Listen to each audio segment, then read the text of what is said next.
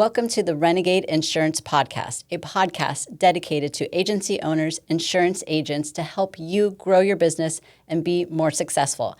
Every episode, we will bring you a different interview with more information about carriers, contacts, and products to help you every day in your insurance business, to help you with clients and to grow your company successfully.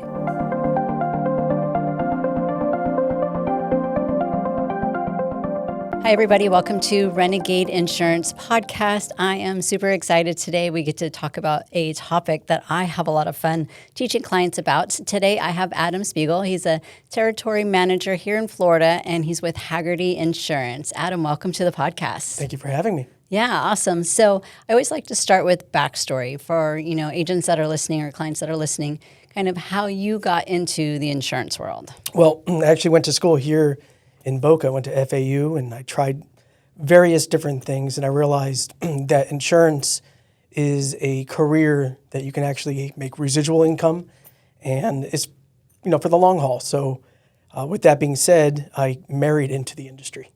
Sounds good. Yeah, because not many people actually go to school and say, oh, I'm going to be an insurance agent someday. So I find it interesting just to hear kind of the different backgrounds on how people came about to insurance. So how did you first learn about Hagerty? So I am a car nut certified, and because I always had an extra car in the household, I always had a special car, I needed insurance for it. And I learned real fast that you need to have agreed value versus actual cash value. So there are only a few companies out there that actually do the agreed value insurance policy for the fun extra car. Gotcha. And we'll get into the difference of what that means for those listening. But Hagerty's been around for a bit. We'll talk about how about the aspects of why Hagerty versus some of the other competitors. What are some great features for Hagerty?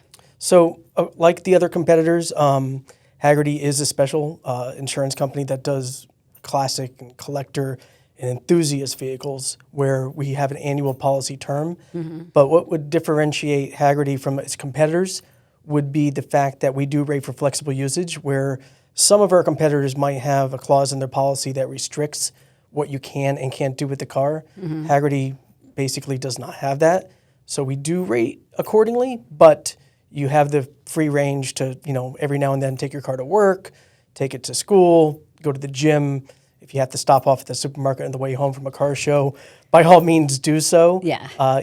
You have that freedom. Yeah, some flexibility in that extra vehicle car that you might have at your household. Absolutely. And some of the other things, too, there are more. Hagerty, we do employ our claims team. Mm-hmm. They're not third party. Okay. So when they do adjust a loss, they are used to adjusting the special Ferrari, the Lamborghini, the exotic, the car that you just don't come across on an everyday basis, where some of our competitors, they use third party. So they're going from adjusting a normal everyday car to a car that maybe they haven't really seen before, so they just might not know what to do with it. And of course, the consumer is the one who pays the price on that one. Right, and one of those things you talked about was agreed values. So when we talk about some of our competitors that maybe are well-known, like Progressive and Geico, talk about the difference between the agreed value, the stated value, and what does that mean? Great question. Actually, a lot of enthusiasts out there, they don't think about the insurance. They just think that it's insured, and they're good with that. But there is a huge difference, and God forbid there is an issue, a total loss.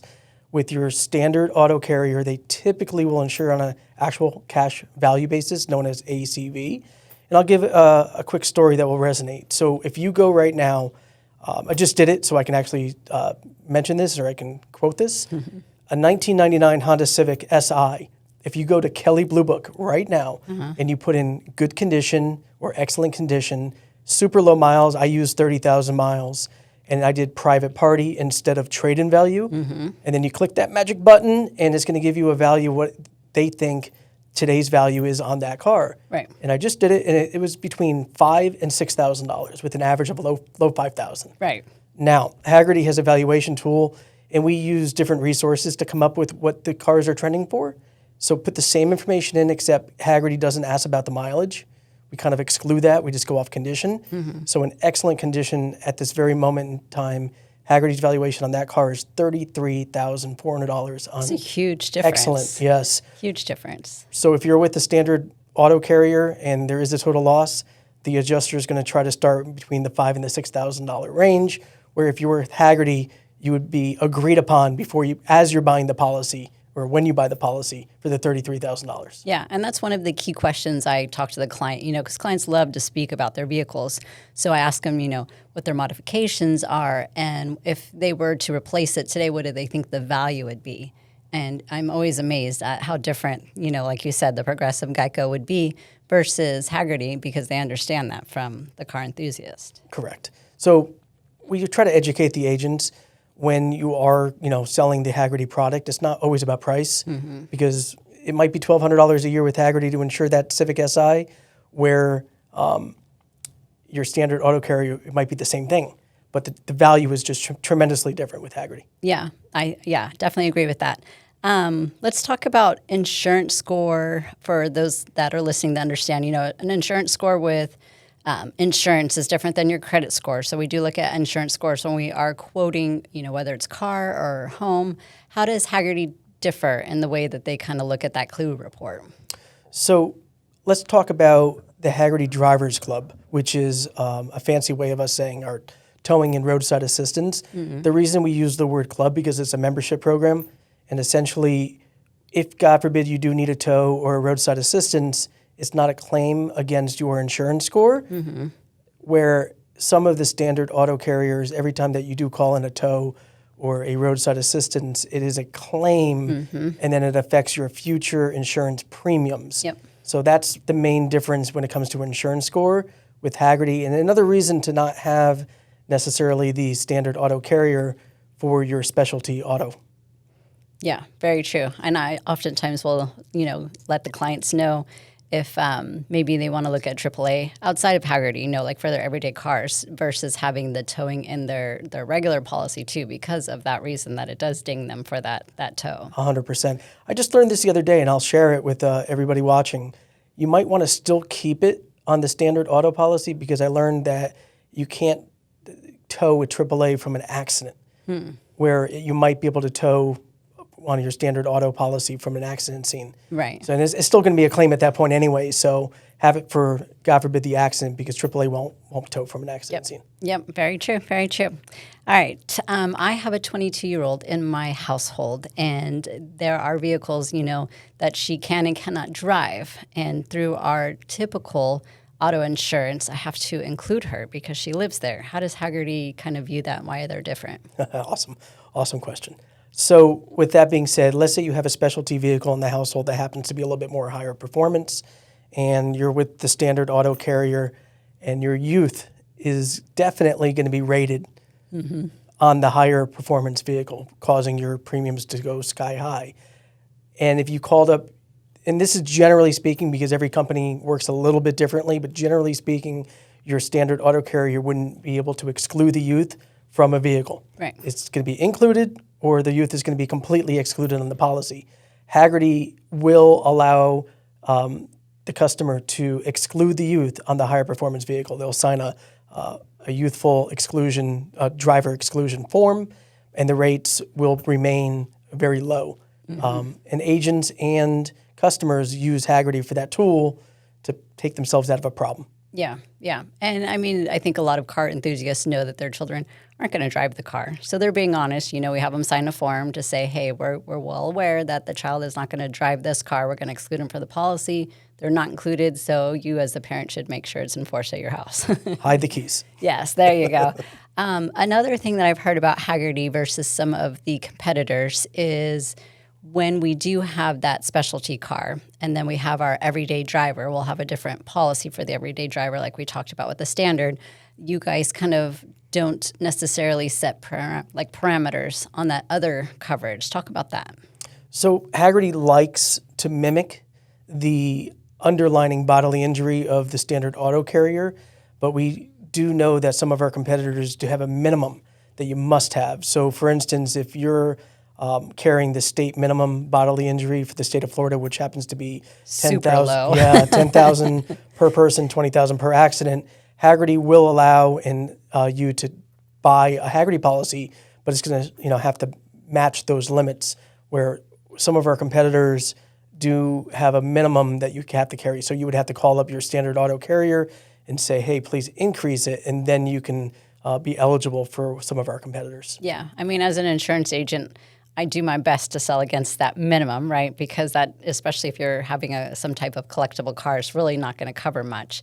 But yeah, I do like that you guys at least have the option, which goes back to the flexibility that Hagerty offers its clients and really helps us as insurance agents too, because, at the end of the day, it's up to the client what they're going to want for coverage. We can tell them all day long what we recommend, but they're going to sign off on what they want to have in their coverage. Correct. Yeah. So I know Hagerty has some discounts that we can look for to help get that premium down for clients. Can you give us some examples? Oh, absolutely. So we have a club discount available for people who are in national clubs. Hagerty has a list. If you ask Hagerty directly or call your trusted advisor, insurance advisor, they can get access to this list. Some examples would be the Porsche Club of America, the Mustang Club of America. I think the National Corvette Museum is on there, and there's a lot of hot rods associations and different. Is there a Bronco Club? I haven't looked that up yet. I have to look. Maybe the Vintage Bronco Club. There you go. Oh, I don't belong to that one. But yes, there is a list, and I believe at the current time it's a 5% savings on the insurance policy. Okay. And there's no proof needed. Just basically say, yep, I'm a member, and that's it. You get the credit. What other discounts that might be available? So when you are doing the quote, Hagerty will ask you if there's certain safety discounts. I do advise calling up Hagerty and just making sure that you have the safety discounts applied, or call your local agent if you have a policy through them and just checking to see if there's safety discounts applied to your policy. Yeah, I like to ask a lot of questions, and then I'll call you to say, hey, what's available for this client, or how do we take advantage of any discounts that might be available? So I do enjoy that you guys are available for us to call questions, because I don't know everything about Hagerty Insurance, but I ask as many questions as possible from the client, and then I bring it to you to see, what else could I be missing? What else do I need to ask questions about? So it's great that, it's a great partnership to be able to have you available to be able to answer some of those questions too. Our customer service team, that's the one thing. I go to see a lot of different insurance agencies and with my job, and it's the first thing everyone says is the team is just overly friendly, like almost like they're getting paid for every time they say something very nice. Yeah, that's good. I'm curious to know, and thinking about like future trends of insurance. I don't know that AI necessarily would play a factor in the auto insurance world, but perhaps maybe some of the underwriting pieces of it. Do you see AI or any future technology kind of affecting our rates or Hagerty? I think AI is going to do a good job in scoping out, credits and eligibility, and being able to dive deeper into criterias like, just for buying a policy. So I think it's going to aid, but I always think there's going to be a human aspect that's going to have to touch it and put their eyes on it before a policy can ever be sold. Yeah. I mean, at some point we might get to an AI insurance agent being able to go through a list of questions, but it has to be pretty intuitive to be able to pivot once clients answer questions too. Exactly. Like right now, our private client department is very, hands-on. 100% an underwriter has to take a peek at it. There's high-performance vehicles, there's storage locations, there's flood risks, there's just a lot going on. And I don't think technology is quite there yet to fully underwrite that type of policy. Gotcha. So curious question, what is one of your favorite vehicles yourself? Well, I'm American Muscle. Yeah. So I have had quite the extensive list of vehicles, but I'm a Mustang guy. I've had tons of Mustangs.